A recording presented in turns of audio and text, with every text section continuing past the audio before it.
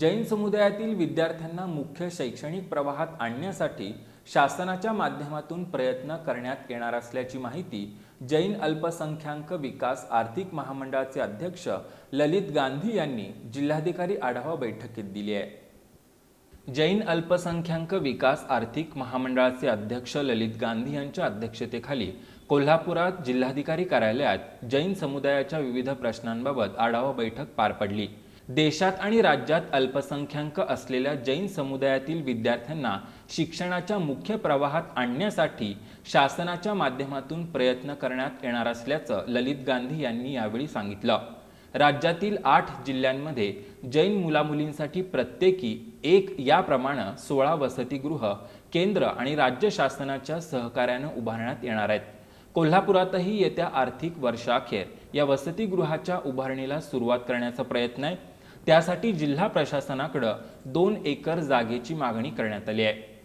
यामध्ये एकूणच जिल्ह्यामध्ये जैन समाजाच्या सध्या असलेल्या स्थितीचा, तीर्थक्षेत्रांच्या वेगवेगळ्या योजनांचा आढावा घेण्यात आला। समाजासाठी काय गोष्टींची आवश्यकता आहे, विद्यार्थ्यांच्या शिक्षणासाठी कोणत्या गोष्टींची आवश्यकता आहे, या विविध विषयांचा आढावा घेऊन कोल्हापूर जिल्ह्यामध्ये जैन समाजाच्या विद्यार्थी-विद्यार्थिनींच्या शिक्षणासाठी, विशेषतः उच्च शिक्षणासाठी स्वतंत्र वसतिगृह महामंडळामार्फत उभारायचा निर्णय घेण्यात आलेला आहे। त्याची आज यामध्ये बैठकीमध्ये माहिती देण्यात आली। त्याबरोबरच खिद्रापूरमध्ये प्राचीन जैन मंदिर आहे।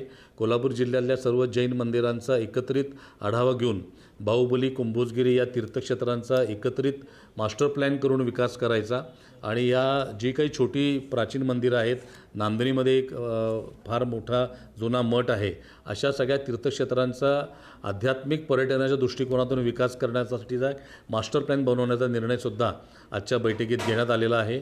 दरम्यान जिल्हाधिकारी डॉक्टर राठोड यांनी जैन समुदायाच्या विकासांसंदर्भातील प्रस्ताव जिल्हा प्रशासनाकडून राज्य शासनाकडे सादर करण्यात येईल असं स्पष्ट केलं। ज्या गावांमध्ये जैन समुदायाची संख्या अधिक आहे त्या ठिकाणी पोलिसांच्या शांतता समितीमध्ये जैन समाजाच्या प्रतिनिधींना स्थान देण्याच्या सूचना देण्यात आल्या।